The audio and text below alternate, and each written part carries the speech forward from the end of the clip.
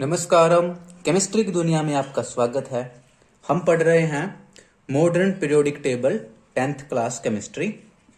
ये हमारी वीडियो का 4th पार्ट है और आज हम इस टॉपिक को कंप्लीट कर लेंगे।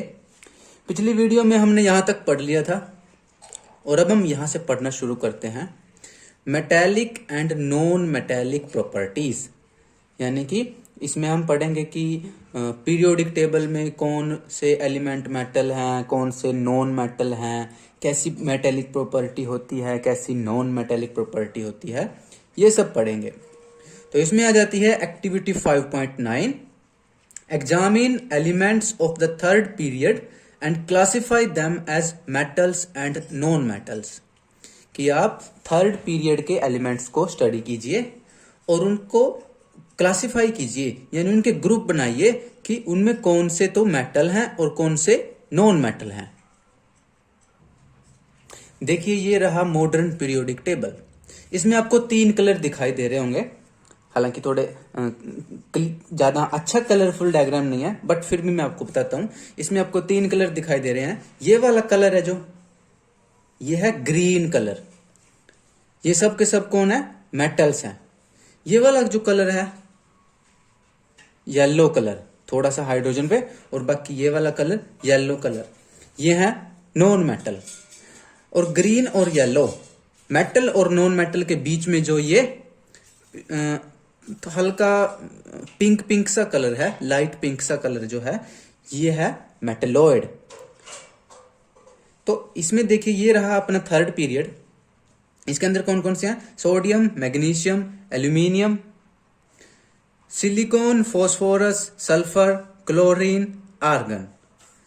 तो इसमें टोटल 1 2 3 4 5 6 7 8 टोटल 8 एलिमेंट्स हैं। तो इसमें हमने अब जो इसमें ग्रीन कलर वाले एलिमेंट हैं ये हैं मेटल। तो कौन कौन सी मेटल है इसमें? सोडियम, मैग्नीशियम और एल्यूमिनियम, 3 इसमें मेटल हैं। और नॉन मेटल कौन सी है? ये येलो वाली, phosphorus, sulphur, chlorine and argon. ये 4 इसमें नॉन मेटल हैं। और एक इसमें मेटलॉइड है जिसका नाम सिलिकॉन है।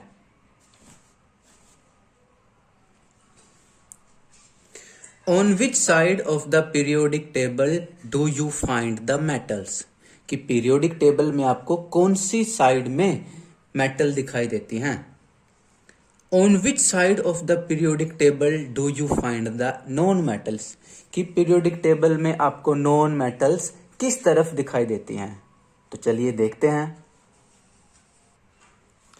तो ये देखिए, मॉडर्न पीरियोडिक टेबल में ये जो ग्रीन कलर है जो लेफ्ट साइड है, ये सब की सब है मेटल्स। तो इस क्वेश्चन का आंसर है कि मेटल्स हमें मॉडर्न पीरियोडिक टेबल में लेफ्ट साइड में दिखाई देती हैं, लेफ्ट साइड में है। और जो येलो कलर है राइट साइड में, ये है नॉन मेटल। तो अगले क्वेश्चन का आंसर है कि नॉन मेटल हमें मॉडर्न पीरियोडिक टेबल में राइट साइड में दिखाई देती हैं, ये राइट साइड में रखी गई हैं। As we can see, the metals like sodium and magnesium are towards the left hand side of the periodic table. कि जैसा कि हम देख सकते हैं जो मेटल्स हैं जैसे सोडियम, मैग्नीशियम, ये मॉडर्न पीरियोडिक टेबल में लेफ्ट हैंड साइड की तरफ हैं। While the non metals like sulfur and chlorine are found on the right hand side. जबकि जो नॉन मेटल हैं जैसे कि सल्फर है, क्लोरीन है, ये सब कहाँ है? ये राइट हैंड साइड में, दाएं हाथ की तरफ है। In the middle we have silicon which is classified as a semi metal or metalloid because it exhibits some properties of both metals and non metals. कि बीच में जो मैंने आपको दिखाया था, जो लाइट पिंक कलर में जो एलिमेंट थे, उनमें एक एलिमेंट थी सिलिकॉन। इसको क्या कहते हैं? सेमी मेटल कहते हैं। सेमी मेटल मतलब आधी मेटल, आधी मेटल होती है और आधी नॉन मेटल होती है। या इसका दूसरा नाम है मेटलॉइड, क्योंकि it exhibits some properties of both metals and non metals. क्योंकि जो सिलिकॉन है इसमें कुछ प्रॉपर्टीज तो मेटल की हैं और कुछ प्रॉपर्टीज नॉन मेटल की हैं, इसलिए इसको सेमी मेटल कहते हैं या मेटलॉइड कहते हैं। अभी हम देखेंगे दोबारा फिर कि हमने देखा था लेफ्ट साइड में तो मेटल्स थी, राइट साइड में नॉन मेटल थी, और मेटल और नॉन मेटल के बीच में कौन है? सेमी मेटल या metalloid.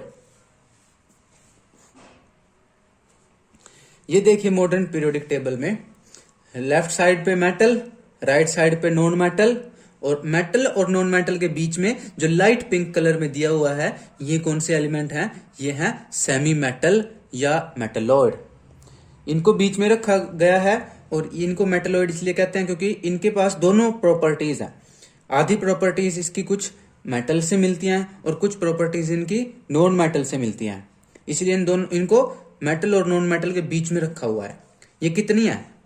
Boron, silicon, germanium, arsenic, antimony, tellurium, polonium, ये टोटल कितनी है? 7 है। 2, 4, 6 और 1 7। 7 के एलिमेंट हैं जो सेमी मेटल या मेटलॉइड कहलाती है। बीच में देखिए, बीच में एक जिग जैक लाइन है, ये डार्क ब्लैक लाइन है। ये एक जिग जैक लाइन है। ये जिग जैक लाइन करती है मेटल और नॉन मेटल को अलग करती है। ठीक है, तो इसमें देखिए आप, इसने क्या किया? मेटलॉइड को भी अलग कर दिया। 3 मेटलॉइड इस तरफ आ गए, पोलोनियम, एंटीमनी, जर्मेनियम, यानी इनके थोड़े कैरेक्टर मेटल से थोड़े से ज्यादा मिलते हैं। और ये हैं बोरोन, सिलिकॉन, आर्सेनिक, टेलुरियम, इनके थोड़े से कैरेक्टर नॉन मेटल से ज्यादा मिलते हैं। तो अगर आप एलिमेंट्स को मेटल और नॉन मेटल में बांट रहे हो तो आपको ये बीच वाली जिग जैक लाइन को फॉलो करना पड़ेगा। ये बीच की जिग जैक लाइन मेटल और नॉन मेटल को सेपरेट करती है। देखिए यहां पर लिखा भी हुआ है, in the modern periodic table a zigzag line separates metals from non metals. कि मॉडर्न पीरियोडिक टेबल में एक जिग जैक लाइन जो है वो मेटल और नॉन मेटल को अलग करती है। The border line elements boron, silicon, germanium, arsenic, antimony, tellurium and polonium are intermediate in properties. कि जिग जैक लाइन के पास जो एलिमेंट है, जो boron, silicon, germanium, arsenic, antimony, tellurium and polonium, ये जो 7 एलिमेंट्स हैं ये क्या है? इंटरमीडिएट इन प्रॉपर्टीज, यानी इनके गुण बीच के हैं, यानी कि मेटल और नॉन मेटल के बीच के गुण हैं इनके। एंड आर कॉल्ड मेटलॉइड्स और सेमी मेटल्स, इसलिए इनको मेटलॉइड कहते हैं या सेमी मेटल कहते हैं। सेमी मतलब आधा, सेमी मेटल मतलब आधी मेटल। गुणों में गुण अगर हम देखें तो ये सेमी मेटल है। As you have seen in chapter 3, metals tend to lose electrons while forming bonds. That is, they are electropositive in nature. कि जैसा कि आप चैप्टर 3 में पढ़कर आए हो, मेटल्स क्या करती हैं? ये इलेक्ट्रॉन लूज करती है, इलेक्ट्रॉन डोनेट कर देती हैं और फिर बॉन्ड बनाती है। कौन से? केमिकल बॉन्ड बनाती हैं। ये क्या करती है? मेटल्स इलेक्ट्रॉन लूज करती हैं या डोनेट करती हैं और फिर बॉन्ड बनाती हैं, इसलिए इनको इलेक्ट्रोपॉजिटिव कहते हैं, यानी कि इनका नेचर इलेक्ट्रोपॉजिटिव होता है।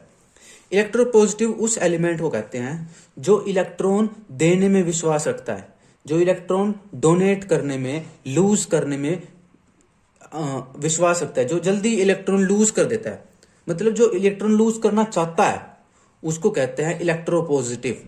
ये क्या करते हैं? इलेक्ट्रॉन लूज कर देते हैं, जिसकी वजह से इनके ऊपर पॉजिटिव चार्ज आ जाता है। तो मेटल्स क्या होती है? Electropositive in nature. आगे बढ़ते हैं।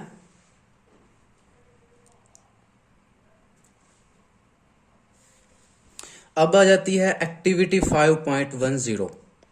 How do you think the tendency to lose electrons changes in a group.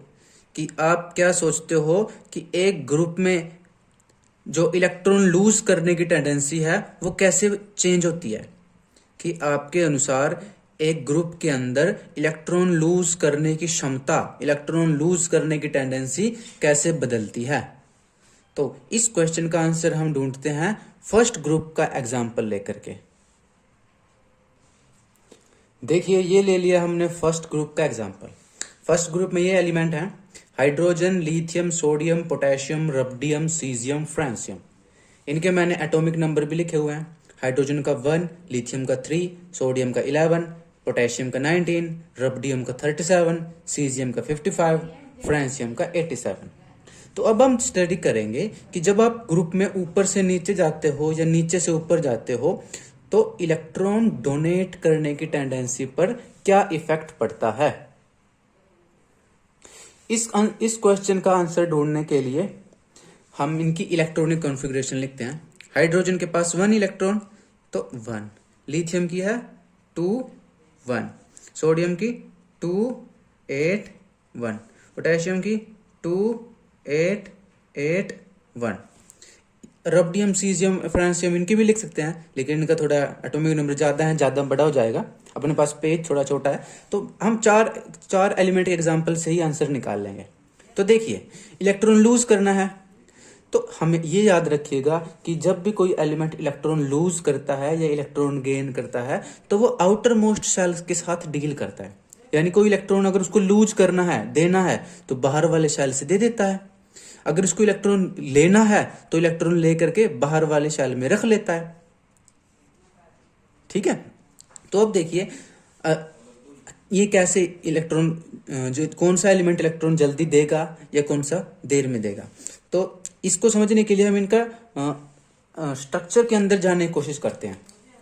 तो देखिए, हाइड्रोजन की अगर हम बात करें तो हाइड्रोजन का ये एटम रहा मान लो, और ये रहा मान लो इसका यह बनाता है, ये रहा मान लो हाइड्रोजन का न्यूक्लियस। हाइड्रोजन के न्यूक्लियस में क्या होता है, एक प्रोटॉन होता है, एक प्रोटॉन होता है। ठीक है, न्यूट्रॉन नहीं होता, हालांकि न्यूट्रॉन पे चार्ज भी नहीं होता तो न्यूट्रॉन की अभी यहाँ जरूरत भी नहीं है। प्रोटॉन में पॉजिटिव चार्ज होता है, इलेक्ट्रॉन पे नेगेटिव। तो इसके एक ऑर्बिट होता है। ठीक है, और पहले ऑर्बिट में ही क्या होता है, एक इलेक्ट्रॉन रहता है। तो अब देखिए, पॉजिटिव प्रोटॉन पे पॉजिटिव चार्ज होता है, प्रोटॉन पर पॉजिटिव चार्ज होता है, इलेक्ट्रॉन पर नेगेटिव होता है। तो प्रोटॉन इलेक्ट्रॉन को अपनी तरफ खींचता है ऐसे, जिसकी वजह से रोक के रखता है। ठीक है, अब लिथियम की बात करें। अब इसको इलेक्ट्रॉन अगर लूज करना है तो ये वाला लूज करना है। अभी हम देखेंगे कि जल्दी लूज करेगा क्या देर में। पहले हम आगे लिथियम पे बढ़ते हैं। लिथियम का स्ट्रक्चर बनाते हैं एटम का। तो मैं इधर बना रहा हूँ, मान लो चलो ये हाइड्रोजन है, लिथियम का ये बना रहा हूँ सर। लिथियम के पास है ये इसका न्यूक्लियस, 3 एटॉमिक नंबर है, तो इसके अंदर 3 प्रोटॉन होते हैं, और इसके पास 2 शेल हैं। देखो, तो पहले शेल में एक इलेक्ट्रॉन, नहीं, पहले शेल में 2 इलेक्ट्रॉन और दूसरे शेल में 1 इलेक्ट्रॉन। तो ये रहा दूसरा शेल, दूसरे शेल में 1 इलेक्ट्रॉन, ये रहा। अब इसको इलेक्ट्रॉन लूज करना है तो यहां से लूज करना है, दूर से लूज करना है। सोडियम पे बढ़ते हैं। सोडियम के पास 3 शेल हैं, इसका 11 एटॉमिक नंबर है। ठीक है, तो ये लगा, मैं इस पे लिख लेता हूँ, ये लिथियम है, ये सोडियम इधर है।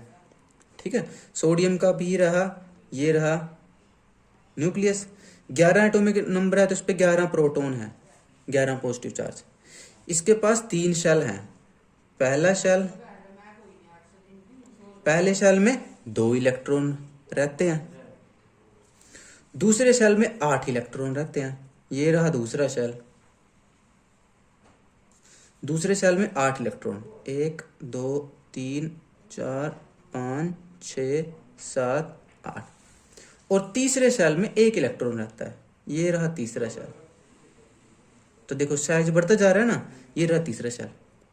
अब इसको और ज्यादा दूर से इलेक्ट्रॉन लूज करना है। देखो, इसको थोड़ा पास से लूज करना है, इसको 2 कदम दूर से, इसको 3 कदम दूर से लूज करना है। चौथे पे बढ़ते हैं, ये क्या है, पोटेशियम। इसके पास देखो 4 शेल हैं, तो पोटेशियम का मैं एटम यहाँ बना लेता हूँ।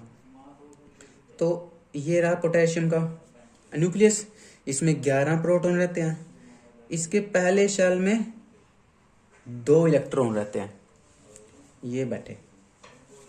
दूसरे और तीसरे शेल में 8 इलेक्ट्रॉन रहते हैं, तो ये दूसरा शेल है, ये तीसरा शेल है, इसमें रहते हैं 8 इलेक्ट्रॉन। 1 2 3 4 5 6 7 8, 1 2 3 4 5 6 7 8, ठीक है। और चौथे शेल में एक इलेक्ट्रॉन, तो ये रहा इसका चौथा शेल, और ये बैठा एक इलेक्ट्रॉन। तो देखिए कौन जल्दी इलेक्ट्रॉन लूज करेगा, आप खुद ही सोचिए। देखो जो इलेक्ट्रॉन जितनी ज्यादा दूर होगा, प्रोटॉन उसको उतनी ज्यादा पावरफुल खींच नहीं पाएगा। देखो ये इलेक्ट्रॉन प्रोटॉन के पास है, न्यूक्लियस ने इसको पूरी ताकत से खींच रखा है। ये थोड़ा दूर है, इसको कम ताकत से खींच पा रहा है, थोड़ा दूर है। ये और दूर है 3 कदम, इसको और कम ताकत से खींच पा रहा है। ये और दूर है, इसको और कम ताकत से खींच पा रहा है। यानी कि इलेक्ट्रॉन न्यूक्लियस से जितना दूर होगा, उसका लूज करना उतना आसान होगा। वापिस एक बार और, कि इलेक्ट्रॉन न्यूक्लियस से जितना ज्यादा दूर होगा, उसको डोनेट करना उतना ज्यादा आसान होगा, ठीक है। तो इसलिए जब हम देख रहे हैं इन सब में, तो जैसे जैसे आप नीचे जाते जा रहे हो, एटम का साइज बढ़ता जा रहा है और इलेक्ट्रॉन न्यूक्लियस से दूर होता जा रहा है, ठीक है। तो यही हमारे क्वेश्चन का आंसर आ गया कि जब हम एक ग्रुप में टॉप टू बॉटम चलते हैं तो इलेक्ट्रॉन लूज करना आसान हो जाता है। क्यों आसान हो जाता है? क्योंकि वो न्यूक्लियस से ज्यादा दूर हो जाता है, और जितना ज्यादा दूर होएगा उस पर न्यूक्लियस की पावर कम हो जाएगी। पावर कम हो जाएगी तो वो आसानी से दूर भाग जाता है, ठीक है। तो हमारा क्वेश्चन क्या था कि एक ग्रुप में जब हम मूव करते हैं तो इलेक्ट्रॉन लूज करने की टेंडेंसी कैसे चेंज होती है। तो हमने देखा कि एक ग्रुप में जब हम टॉप टू बॉटम जाते हैं तो एटम का साइज बढ़ता है। एटम का साइज बढ़ता है तो इलेक्ट्रॉन न्यूक्लियस से दूर हो जाता है। इलेक्ट्रॉन न्यूक्लियस से दूर हो जाता है तो उसको डोनेट करना आसान होता है। इसलिए कि जब एक ग्रुप में हम टॉप टू बॉटम चलते हैं तो इलेक्ट्रॉन लूज करने की टेंडेंसी बढ़ जाती है। और इलेक्ट्रॉन लूज करने की टेंडेंसी को क्या बोलते हैं?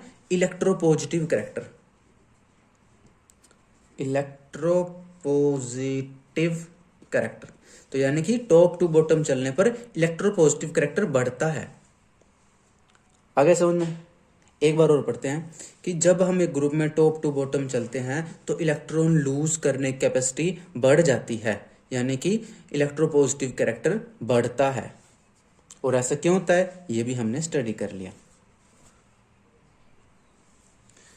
How will this tendency change in a period, कि इलेक्ट्रॉन, अब अगला क्वेश्चन है कि इलेक्ट्रॉन लूज करने की टेंडेंसी एक पीरियड में कैसे चेंज होती है। इससे पहले तो इसने पूछा था कि एक ग्रुप में कैसे चेंज होती है। अब आया क्वेश्चन कि इलेक्ट्रॉन डोनेट करने की टेंडेंसी एक पीरियड में कैसे चेंज होती है, ये बताइए। ये देखिए यहां पर मैंने सेकंड पीरियड के एलिमेंट्स को लिखा है। इसमें कौन कौन है? Lithium, beryllium, boron, carbon, nitrogen, oxygen, fluorine and neon. नीचे मैंने इनके एटॉमिक नंबर भी लिख रखे हैं। लिथियम का 3, बेरिलियम का 4, बोरोन का 5, कार्बन का 6, नाइट्रोजन का 7, ऑक्सीजन 8, फ्लोरीन 9, नियोन 10। तो अब हम लिखते हैं इनकी सबसे पहले इलेक्ट्रॉनिक कॉन्फ़िगरेशन। तो देखो लिथियम कितनी है? 2 1, बेरिलियम की 2 2, बोरोन की 2 3, कार्बन की 2 4, नाइट्रोजन की 2 5, ऑक्सीजन की 2 6, फ्लोरीन की 2 7, नियोन की 2 8। तो अब हम देखते हैं कि कौन से एलिमेंट हैं जो इलेक्ट्रॉन को आसानी से डोनेट कर देंगे। तो इसके लिए सबसे पहले तो हम इनका एक कंपैरेटिव स्ट्रक्चर ड्रॉ करने की कोशिश करते हैं। इनके एटम्स का साइज, एटम का स्ट्रक्चर बनाने की कोशिश करते हैं। ये यहाँ पर स्ट्रक्चर बनाते हुए थोड़ी मिस्टेक हो गया, इसलिए मैं ये वाला डायग्राम ले लेता हूँ समझाने के लिए। ये ज़्यादा सही है डायग्राम, तो इससे समझते हैं। सेम डायग्राम है। ये देखिए ये रहे सारे सेकंड पीरियड के एलिमेंट्स, लिथियम, बेरिलियम से लेकर के नियोन तक। ये लिख रखी है इनकी एटॉमिक इलेक्ट्रॉनिक कॉन्फ़िगरेशन। यहाँ पर मैंने इनका एटम्स का साइज ड्रॉ करने की कोशिश की है। आप देख रहे हो कि जैसे जैसे हम लेफ्ट टू राइट मूव करते जाते हैं तो एटम का साइज कम होता जाता है। ऐसा क्यों होता है? देखिए सबके पास एटॉमिक शेल तो 2 ही हैं। देखो 2 1, 2 shell, 2 2 KL KL KL KL KL KL KL। तो सारे सेकंड पीरियड में हम जानते भी हैं कि एक पीरियड में शेल का नंबर सेम होता है, तो सबके पास तो 2 ही शेल है, देखो 1 2 1 2 1 2 1 2 1 2। लेकिन साइज जैसे जैसे हम लेफ्ट टू राइट जा रहे हैं एटम्स का साइज घटता जा रहा है। ऐसा क्यों होता है? ऐसा इसलिए होता है क्योंकि एटम का साइज जितना ज्यादा बड़ा तब होता है जब उसके ये इलेक्ट्रॉन वाले शेल ज्यादा दूर तक फैले हों। तो लेकिन जैसे जैसे हम राइट साइड मूव करते जाते हैं इलेक्ट्रॉन वाले शेल ज्यादा दूर फैलने की बजाय न्यूक्लियस की तरफ चिपक गए हैं, जिसकी वजह से एटम का साइज घट गया है। ऐसा इसलिए होता है कि यहाँ देखिए इसके पास 3 प्रोटॉन है, 3 atomic number, 4 proton 4 atomic number, boron पे 5 6 7 8 9 10। कि जैसे जैसे हम पीरियड में राइट साइड की तरफ जाते हैं न्यूक्लियस के अंदर प्रोटॉन की संख्या बढ़ती जाती है और प्रोटॉन पे पॉजिटिव चार्ज होता है, इलेक्ट्रॉन पे नेगेटिव चार्ज होता है।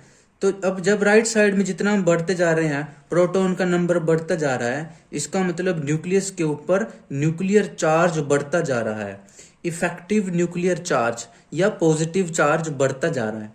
तो जितना ज्यादा पॉजिटिव चार्ज होगा वो इलेक्ट्रॉन को अपनी तरफ उतनी मजबूती से खींचेगा। अब जितना ज्यादा इलेक्ट्रॉन न्यूक्लियस के पास आ जाते हैं तो एटम का साइज उतना छोटा हो जाता है। इसलिए देखिए लिथियम के पास सिर्फ 3 प्रोटॉन है, इसलिए वो इलेक्ट्रॉन को ज्यादा न्यूक्लियस की तरफ खींच नहीं पा रहा, इसलिए साइज बड़ा है। बेरिलियम के पास 4 प्रोटॉन है, 4 प्रोटॉन थोड़ा और पावर से खींच रहे हैं, इसलिए साइज थोड़ा घट गया। बोरोन के पास 5 प्रोटॉन, साइज और घट गया। ठीक है, अब क्या होगा, जितना साइज एटम का छोटा होएगा इलेक्ट्रॉन न्यूक्लियस के उतनी पास होंगे। अब इलेक्ट्रॉन अगर न्यूक्लियस के जितना पास होगा तो उसको लूज करना उतना मुश्किल हो जाता है। दोबारा समझिए कि जो इलेक्ट्रॉन न्यूक्लियस से जितना दूर होगा उसको लूज करना, उसके ऊपर न्यूक्लियस का फोर्स उतना कम है, इसलिए इलेक्ट्रॉन का लूज करना उतना आसान है क्योंकि उसको न्यूक्लियस ज्यादा पावरफुली अट्रैक्ट नहीं कर रहा।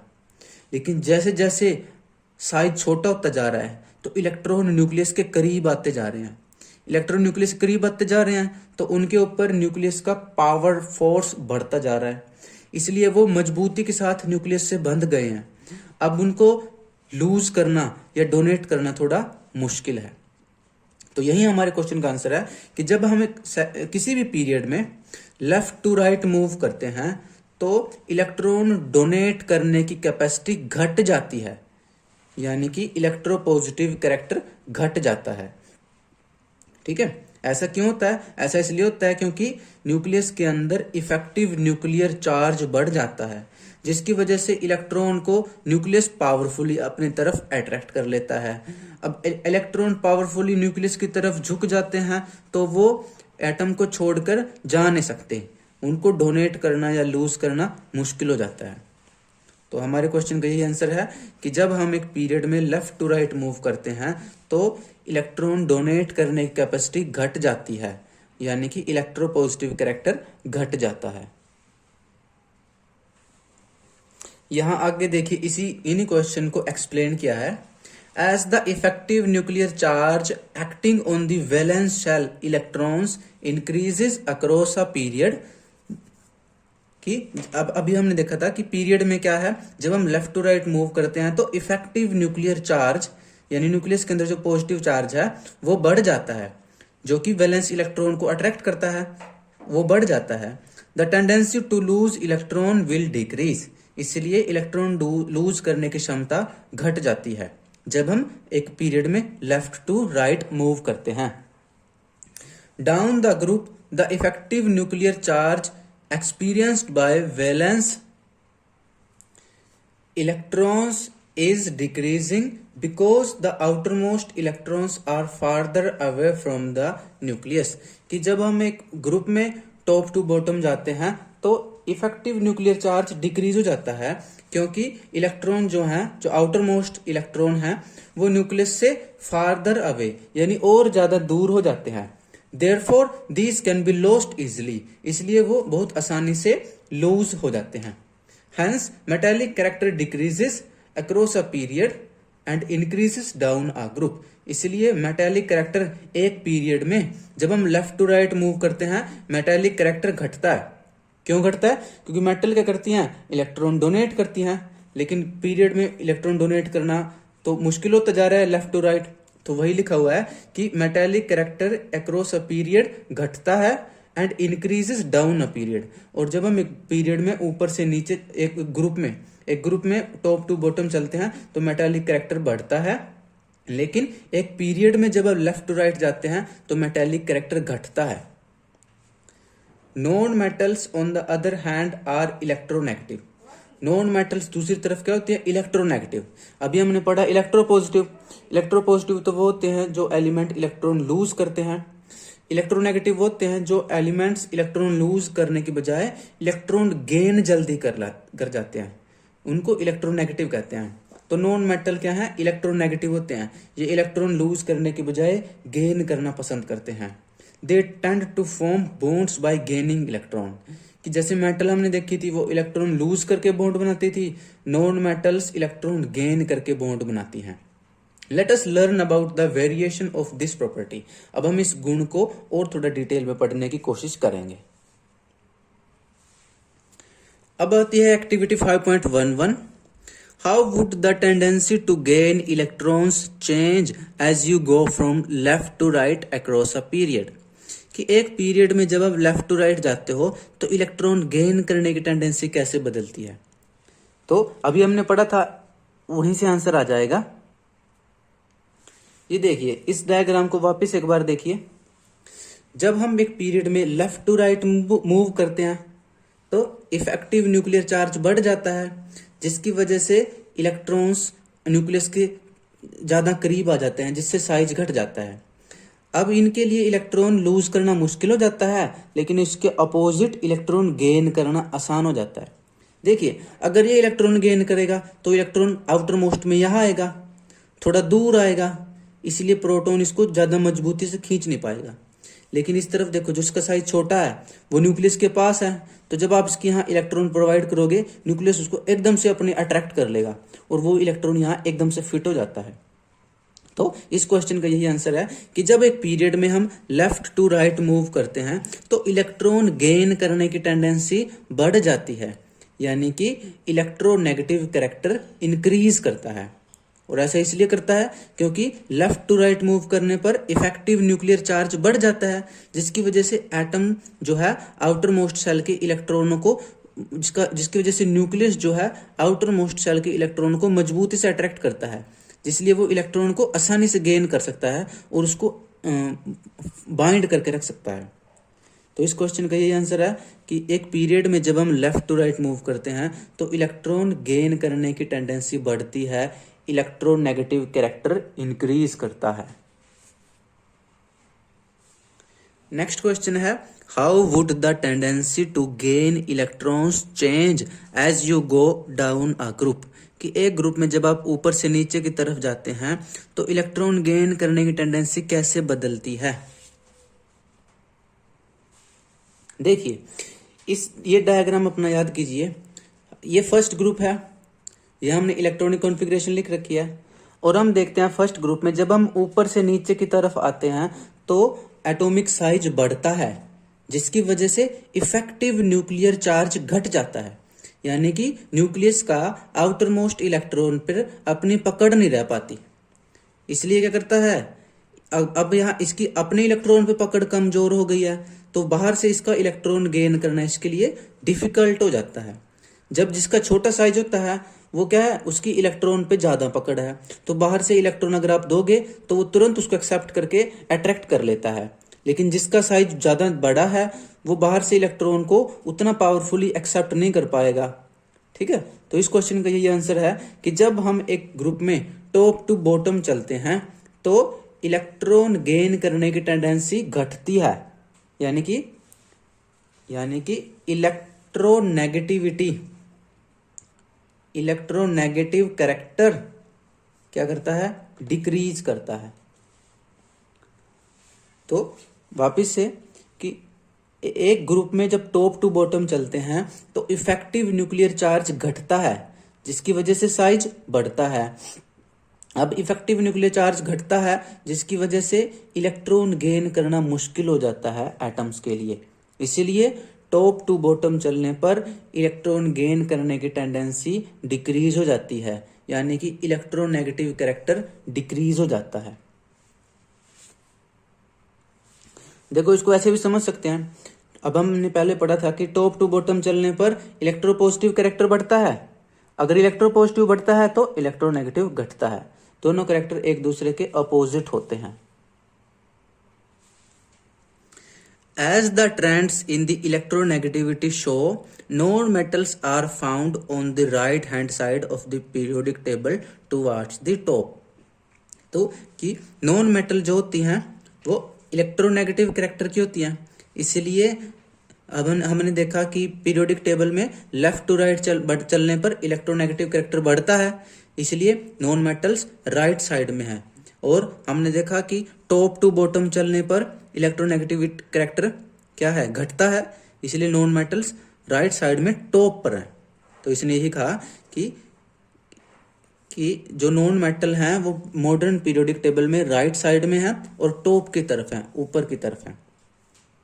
These trends also help us to predict the nature of oxides formed by the elements.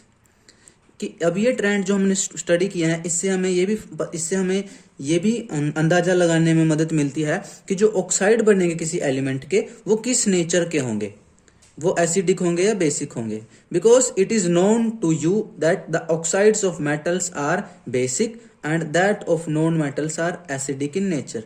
क्योंकि आप जानते हो कि जो मेटल है, मेटल के ऑक्साइड क्या है, बेसिक नेचर के होते हैं, और एसिडिक के ऑक्साइड क्या है, नॉन मेटल के जो ऑक्साइड हैं वो एसिडिक होते हैं। वापस एक बार बताऊं कि ये ध्यान रखना, मेटल जो ऑक्साइड बनाती है वो बेसिक नेचर के होते हैं, और नॉन मेटल जो ऑक्साइड बनाती है वो एसिडिक नेचर के होते हैं। जैसे कि फॉर एग्जांपल कोई मेटेलिक ऑक्साइड आप बताइए, जैसे कि सोडियम ऑक्साइड है, मान लो सोडियम ऑक्साइड क्या है, बेसिक नेचर का है, क्योंकि वो सोडियम मेटल है, मेटल ऑक्साइड है, बेसिक नेचर का है।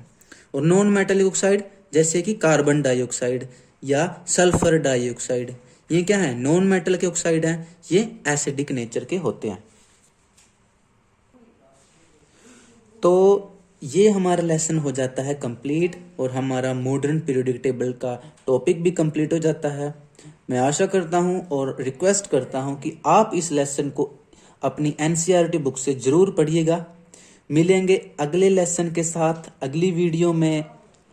तब तक के लिए stay healthy, study joyfully, all the best and नमस्कारम।